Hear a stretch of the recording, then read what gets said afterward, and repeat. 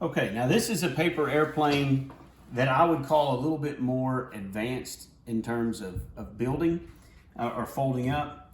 And it doesn't fly like the other one that we made. The first plane that we made is one that'll kind of go fast and you can throw hard and get some distance out of. This one you're less likely to get distance out of, but what you can do is get it to stay in the air and glide for a little while, which is kind of fun.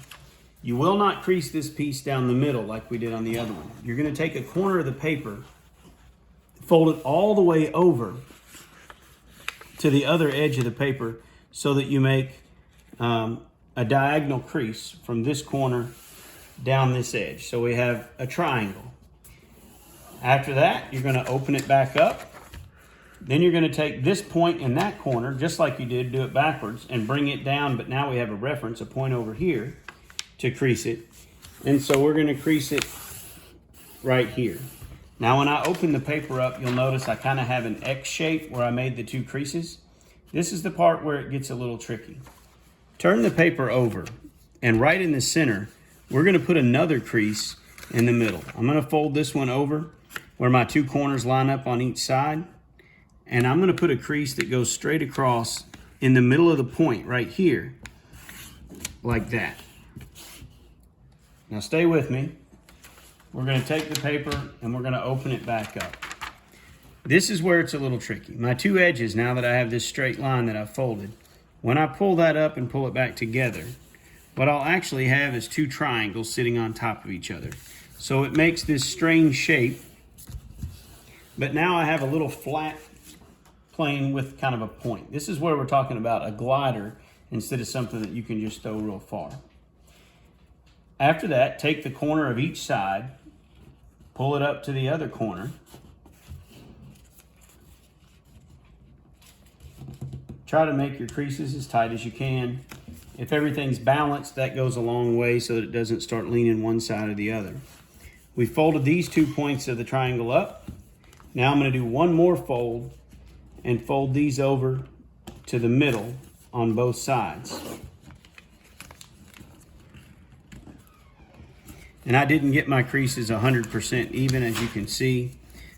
So I may have to adjust that out a little bit, but I'm trying to do this as quick as possible for the sake of the video. I can open these back up, fold this tab down just to get it out of the way, fold this tab down to get it out of the way. And then this top part right here, I'm gonna fold that whole point over on top of that other triangle. So now we've got a really strange looking airplane.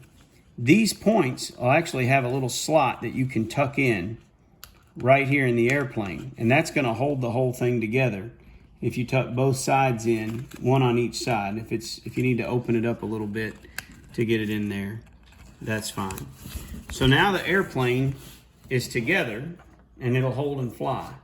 At the top, then I take one that's going to go from this point here to this point back here and just fold the wing up as close as possible.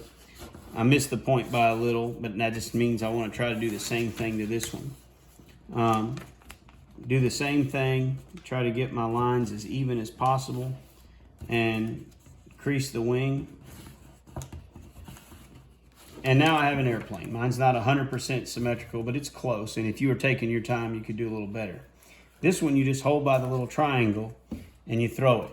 You'll notice when you do that this one can glide a little bit. You can also angle it and it'll come around. And that's one shape. Now again, because we're doing a little experimenting, I invite you to maybe bend the edges up a little bit. One other thing that does make it more stable is right down the center. If you want to put a straight line, you can stabilize it by folding it in half and trying to get a nice even fold right there. And then take that fold that's in the middle and make a little bend one way or the other. And in essence, that gives you a stability fin in the middle that keeps it from wobbling. And you can do any variations of it that you'd like. But this plane, you can control to do a little bit more tricks. You can throw it on an angle, it'll go around sideways. You can pitch the back end a little, it'll do loops the way it is balanced. But I invite you to, make an airplane, go outside, play around with it, and notice the way it behaves differently as you change the folds in the paper.